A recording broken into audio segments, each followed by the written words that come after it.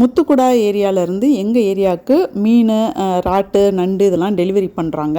முத்துக்குடா ஆப்புன்னு ஒரு ஆப் வச்சுருக்காங்க. அதில் நம்ம முத நாளே பதிவு பண்ணிட்டோம் அப்படின்னா மறுநாள் நம்ம வீட்டுக்கே நேரடியாக கொண்டாந்து கொடுத்துட்டு போயிடுறாங்க.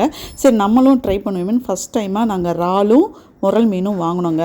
உண்மையிலே சொல்கிறேன், ரொம்ப ஃப்ரெஷ்ஷாக இருந்துச்சு. சைஸ்லாம் நல்ல சைஸில் இருந்துச்சு. இந்த சைஸில் வந்து ராட்டு வந்து நம்ம வீட்டுக்கே நல்ல ஃப்ரெஷ்ஷாக டெலிவரி பண்ணுறது பெரிய விஷயம்.